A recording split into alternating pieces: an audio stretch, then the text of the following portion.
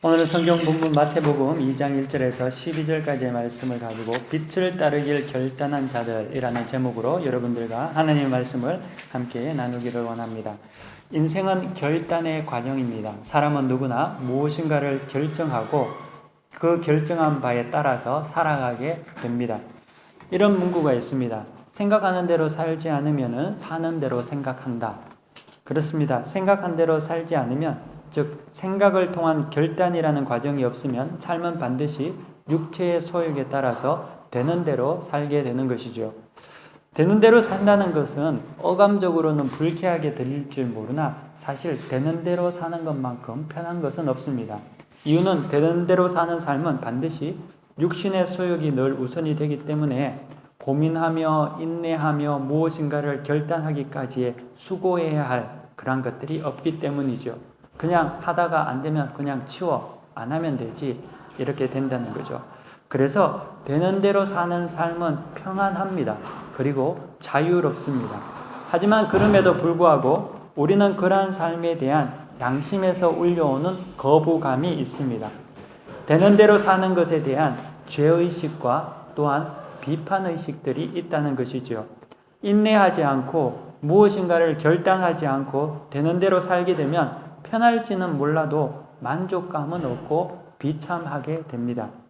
우리는 어느 한때 인내와 수고의 과정이 힘들고 모든 것이 귀찮게 여겨지게 될 때 그냥 되는 대로 살고 싶은 유혹들이 있습니다.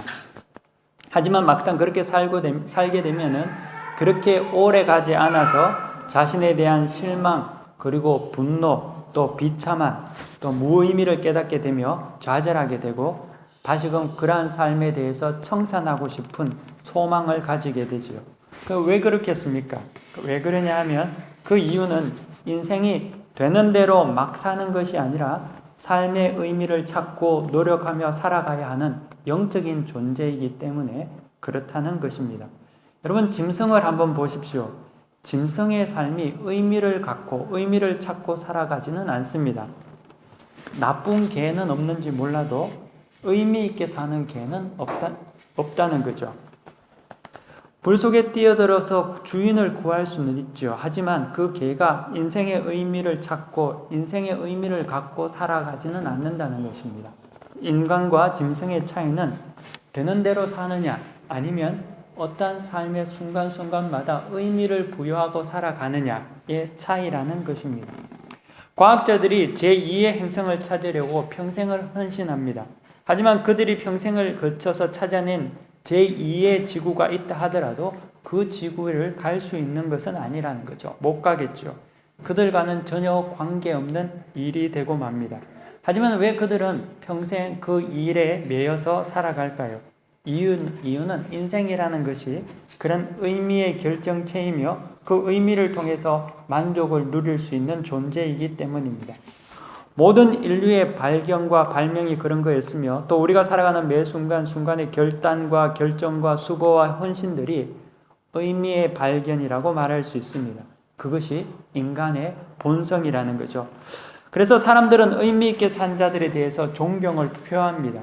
구차한 삶을 살아도 곰핍한 삶을 살아도 죽은 후에도 진정한 의미를 남긴 자는 영원히 기억에서 잊혀지지 않습니다.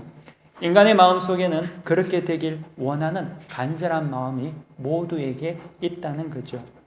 의미를 찾아 수고하는 그러한 그 수고가 많은 열매나 성취를 누리는 것과는 별개의 문제이지만 그래도 사람은 순간순간마다 의미를 부여함으로 정당성을 찾아 양심의 평안을 누리고 그 삶의 의미 때문에 굳이 할 필요 없는 것이라도 많은 결정을 하고 또 결정에 따라서 어려움을 겪기도 하고 수고를 겪기도 하면서 살아가게 됩니다. 제가 나이가 한 30대 중반이 되어서 제 자신을 돌아본 적이 있습니다. 그러면서 제가 30대 중반까지 뭐 하고 살았나 한번 생각해 본 적이 있습니다. 정리를 해보았습니다. 당시 제가 가진 것도 아무것도 없고 성취한 것도 별로 없었는데 그래도 마음 한 구석에는 한 가지 위로가 된 것이 있었습니다. 그것은 그 이유는 의미를 갖고 무엇인가를 성취하려고 했기 때문이지요. 그 의미라는 것은 그리스도의 영광을 위해서 사는 거였습니다. 제가 그 당시 한번 생각해 보니까 그래도 그리스도의 영광을 위해서 열심히 살려고 노력했구나라는 그러한 의미를 찾을 수 있었습니다. 지금까지 헛된 인생은 살지 않았구나라는 그러한 위로를 받았던 것이지요. 여러분은 어떻습니까? 여러분은 짧게라면 짧게, 아니면 길게라면 길게 여러분의 인생을 지금까지 사셨는데 여러분의 인생에서는 여러분은 어떠한 의미를 가지고 있습니까? 여러분은 돌아볼 때 여러분 자신의 인생에 대해서 의미롭게 살았다고 자부할 수 있습니까? 후회하지 않을 수 있느냐 말이지요. 누가 뭐라고 해도 내가 가진 것이 있으나 없으나 그래도 난 의미 있게 살아왔노라 라고 자기 자신을 격려할 수 있는지 우리는 한번 생각해 볼 필요가 있습니다. 비록 많은 열매가 없지만 그래도 의미 있게 살았노라 라고 할 수 있다면, 그렇다면 여러분의 인생은 결코 헛된 인생은 아닙니다. 하지만 그런 것이 없다면 내가 지금 뭘 하고 있지? 내가 왜 이렇게 살아야 하지? 지겹다. 근근히 살아가고 있네. 그런 어떠한 생각이 든다면 오늘 성경 말씀을 통하여서 여러분의 인생의 의미를 다시금 찾는 그러한 기회가 되기를 바랍니다. 그리고 그 인생의 의미를 완전한 예수 그리스도, 해답 대신 예수 그리스도 안에서 여러분들이 찾을 수 있기를 바랍니다. 동방에서 별을 보고 예루살렘까지 찾아온 동방 박사에게는 그들에게 무엇이 그토록 큰 의미가 되었기에 그들은 그 먼 동방에서 예루살렘까지 걸어서 찾아와야 했을까요? 별이 그 당시에 그들의 눈에 그토록 환하게 비칠 정도였다면 다른 사람 눈에도 크게 보였을 것입니다. 다른 사람 눈에도 그렇게 보였을 텐데 예루살렘 주변에 살았던 사람들에게 그렇게 무관심했던 그 별을 왜 그들에게는 그토록 큰 의미가 부여되었고 그 먼 곳에서 별을 따라 찾아왔을까요? 동방박사라는 말은 동방에 사는 점성가라는 의미로 주석에 적혀져 있습니다. 동방이란 말은 예루살렘 동쪽인 곳을 말하는데 신학자들은 그곳을 바벨론 지역일 가능성이 많다고 합니다. 또 박사라는 단어는 당시의 의사, 과학자, 점성가 등에 두루 사용한 단어였다고 합니다. 근데 대체로 별을 관찰하는 사람들에게 불려졌던 의미이기도 합니다.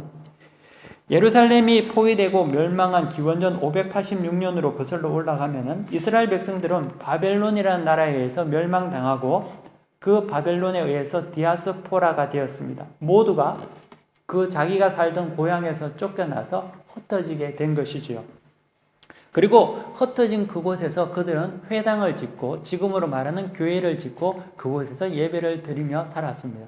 마치 우리와 같이, 우리는 전쟁을 의해서 레퓨지가 피난을 해서 이곳에 모인 건 아니지만 사람들이 고국을 떠나서 있는 곳에서 교회를 세우고 회당을 세우고 그곳에서 하나님의 말씀을 가르치고 신앙을 간직하고 그 당시에 사람들도 살았다는 거죠.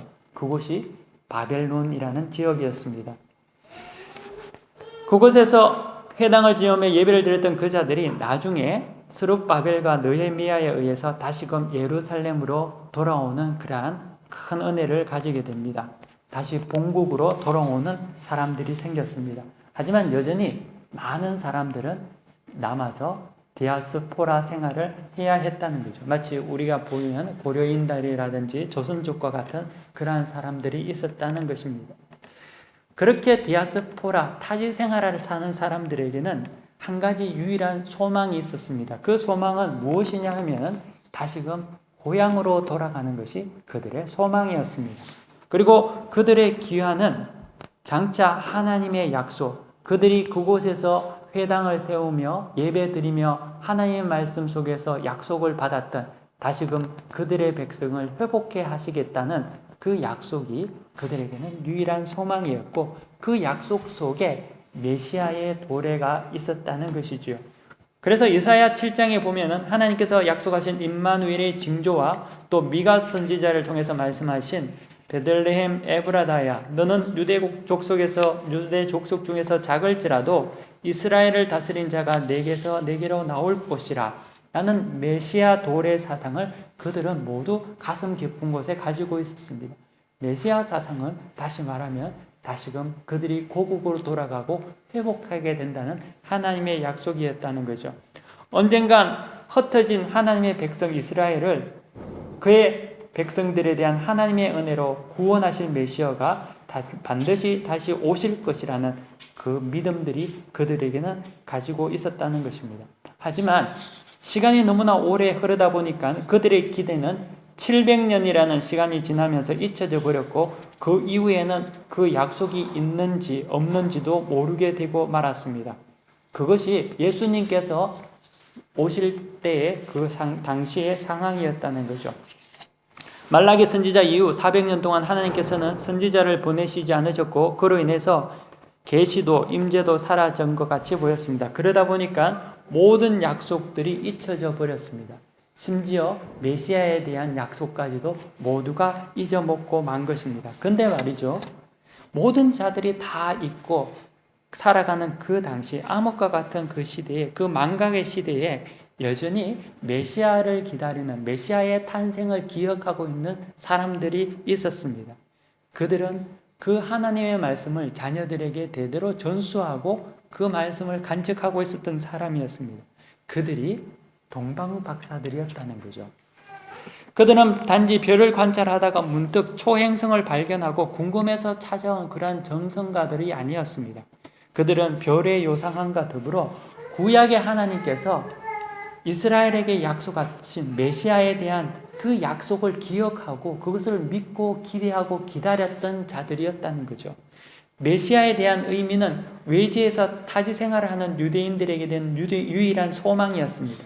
그 의미를 되새길 때 그들은 낙심하지 않을 수 있었다는 거죠. 하지만 그 의미를 잊어버릴 때 그들의 삶 또한 되는 대로 막 살게 되는 그러한 인생으로 전락해버릴 수밖에 없었다는 거죠. 그래서 오늘 성경에 보면은 그들이 하나님의 말씀을 간직했던 사람들이었다는 것을, 동방박사들이 그런 사람이었다는 것을 알 수 있는 대목이 있습니다. 그것이 무엇이냐 하면 그들이 예루살렘에 왔을 때 먼저 처음 묻는 것이 이렇게 묻습니다. 유대인의 왕으로 나신 네가 어디에 계시냐? 라고 묻고 있다는 거죠. 그들은 이미 하나님의 약속을 알고 있었고 그로 말미암아 예수의 탄생, 메시아의 탄생을 기다리고 있었다는 거죠. 이는 그들에게 여전히 메시아의 도래에 대한 의미와 약속이 그들의 삶 속에 숨쉬고 있었다는 것입니다. 그것이 그들이 동방에서 별을 보고 서쪽으로 이동하여 예루살렘까지 오게 된 계기가 된 것이지요. 하지만 그들이 메시아에 대한 의미와 하나님의 약속의 성취를 간직한 것은 사실이었지만 정확하게는 알지 못했던 것 같습니다. 그래서 미가 선지자가 예언한 하나님의 말씀, 그 베들레헴이라는 장소가 성경에서 분명히 하나님의 말씀 속에 있었으면서도 불구하고 그들은 정확하게 알지 못했기 때문에 베들레헴으로 찾아온 것이 아니라 예루살렘으로 들어오게 된 것이죠. 영적으로 컴컴한 숱한 세월이 지나는 동안 메시아에 대한 정확한 의미를 많은 사람들이 잃어버렸던 것 같이 그들 또한 마찬가지였습니다. 하지만 그들 속에는 그럼에도 불구하고 메시아의 임재에 대한 하나님의 약속에 대한 그러한 것들이 분명히 살아 움직이고 있었다는 것입니다. 여러분, 지금도 우리가 같은 시대에, 비슷한 시대에 살아가고 있습니다. 많은 사람들이 하나님에 대한 약속과 예수 그리스도의 복음에 대해서 모두가 망각해져 버렸습니다. 잊어먹어 버렸습니다. 그렇기 때문에 더 이상 예수 그리스도의 탄생을 제대로 이해하지도 못하고 복음의 귀중함도 알지도 못한다는 거죠. 하지만 동방박사들은 기억하고 간직하고 있었다는 것이죠. 저는 우리가 하나님의 약속을 온전히 소유할 수 있는 동방박사와 같은 그러한 자들이 되어야 될 줄 믿습니다. 그리고 비록 완전히 다 동방박사같이 깨닫지는 못했지만 그래도 그 약속을 소망하며 부여하며 아직까지 희미하고 허리멍텅하고 내가 하나님을 잘 믿는지 안 믿는지도 어떨 때는 스스로 자문해야 할 수밖에 없는 그런 연약한 존재이지만 그럼에도 불구하고 그 하나님의 약속을 우리가 가슴속에 간직하고 있다면 우리에게 소망이 있는 것입니다. 별을 따라갈 수 있는 기회가 있다는 것이죠. 그 믿음을, 그 복음의 은혜를 여러분들이 마음속에 간직하시기를 바랍니다. 그들은 그 하나님의 약속을 부여잡았기 때문에 예수님께서 탄생하신 그 말구유까지 갈 수 있는 은혜를 누렸다는 것이지요. 하지만 동방박사 동방박사를 좀 한편으로 제껴두고 다른 사람을 또 생각해 볼 필요도 있습니다. 동방박사가 아닌 예루살렘에 있는 사람들을 여러분 한번 생각해 보시기 바랍니다. 예루살렘에 있는 사람들은 베들레헴과 그렇게 멀리 떨어져 사는 자들은 아니었습니다.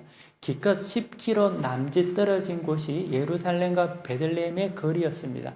하지만 그곳에 살았던 사람, 예루살렘에 살았던 사람들은 예수님의 탄생, 그 빛난 별이 있었음에도 불구하고 알지 못했다는 거죠.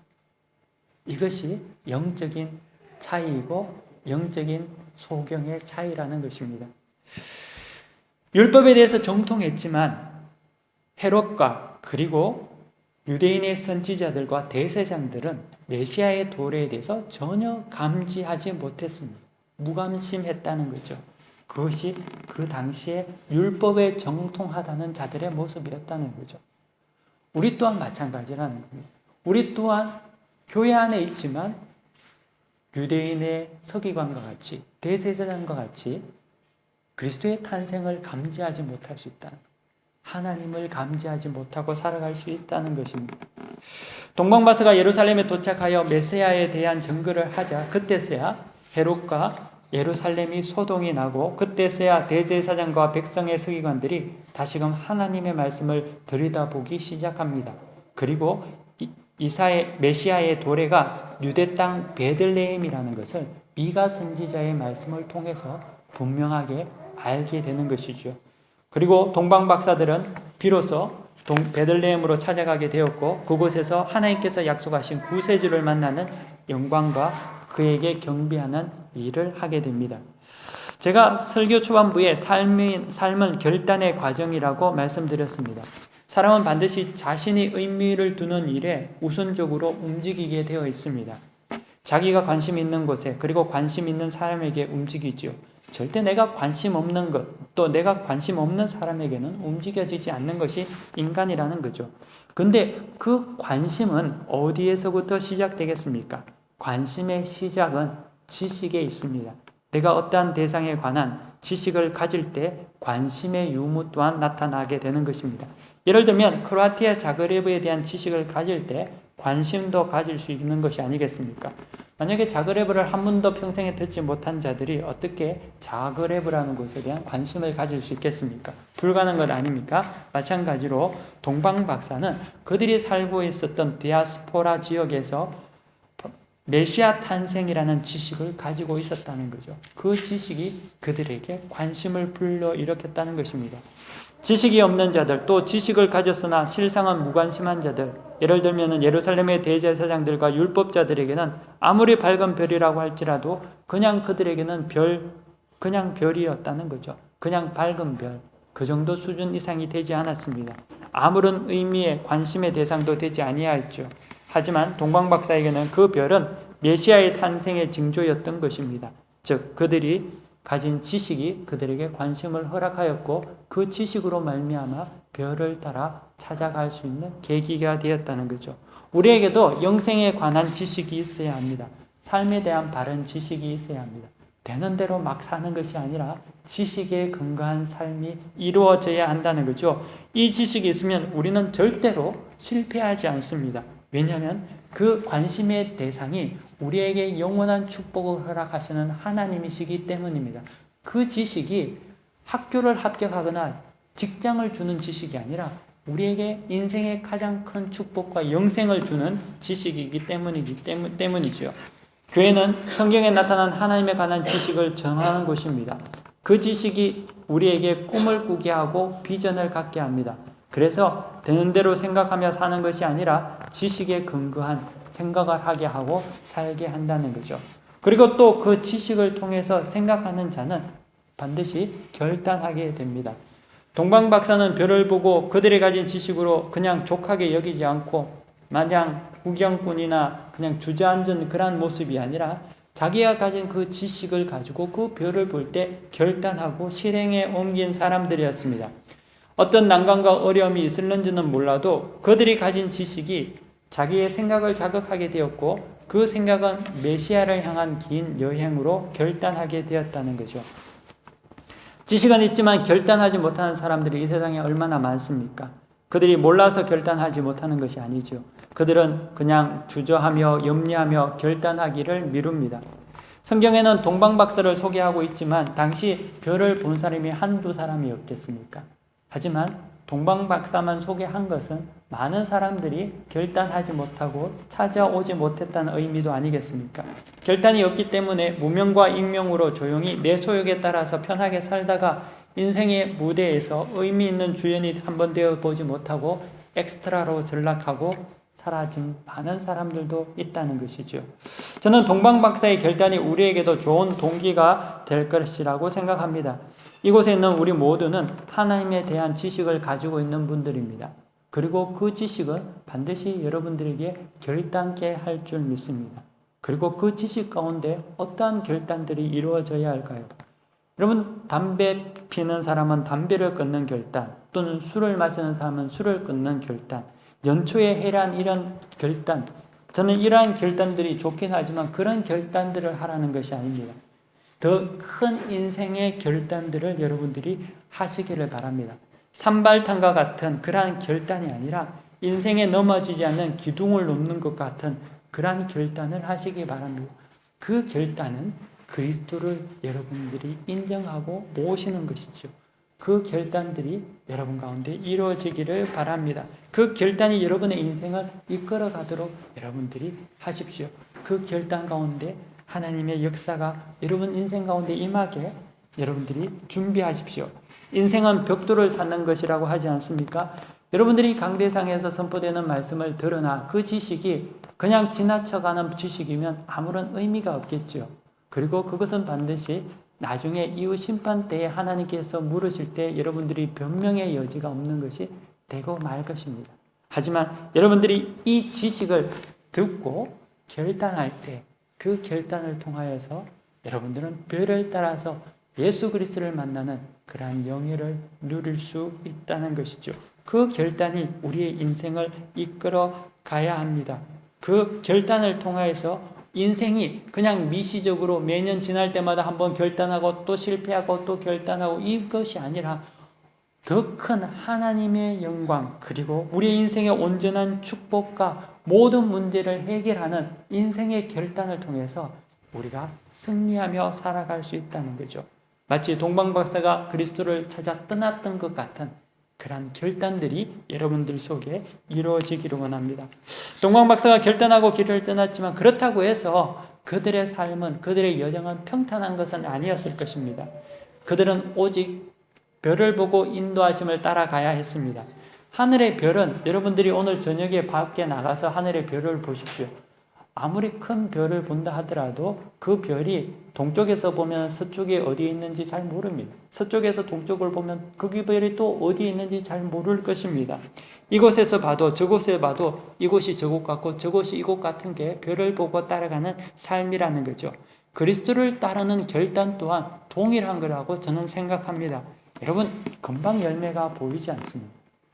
별을 따라 살아가는 삶 또한 많은 어려움이 있습니다. 어떨 때는 낙심될 때가 있다는 거죠. 동방박사와 같이 베들레헴으로 가는 것이 아니라 예루살렘으로 가는 수가 생길 수도 있다는 것입니다. 하지만 중요한 것은 하나님을 향한 결단에는 하나님의 인도하심이 늘 있다는 것입니다. 하나님의 보호하심이 늘 있다는 것이죠. 동방박사는 하나님의 말씀의 지식을 가지고 그곳에서 결단하여 별을 보며 따라갔습니다. 별의 인도하심을 따라갔죠. 그곳에서 그들은 예루살렘에 도착하여서 율법학자들도 만나고 헤롯도 만났습니다. 근데 그 헤롯은 보통 사람이 아니었다는 거죠. 사악한 사람이었다는 거죠. 하지만 성경은 우리에게 증거하기를 그 사악한 헤롯 때문에, 그리고 예수 그리스도에 대해서 메시아에 무관심했던 그 당시의 율법학자와 대제사장들을 통하여서 베들레헴까지 도달하는 그러한 여정을 맞게 한다는 거죠. 하나님께서는 우리에게 선한 일과 악한 일과 선인과 악인을 통하여서 모든 것을 합력하여 선을 이루게 하신다는 거죠. 그곳에 하나님의 보호하심이 있다는 것입니다. 누구든지 예수를 따르기를 결단한 자, 별을 따라가기로 결단한 자에게는 하나님께서 모든 것을 합력하여 선을 이루시는 역사가 늘 항상 있다는 것을 오늘 성경을 통해서 우리는 깨달아 알아야 한다는 거죠. 하나님께서는 우리 인생의 우기에도, 우리 인생의 건기에도, 우리에게 기쁨과 눈물과 모든 것 가운데서도 합력하여 선을 이루시는 것이 하나님을 따라가기로 결정한, 빛을 따라가기로 결정할 자들에게 인도하시는 방법이라는 것입니다.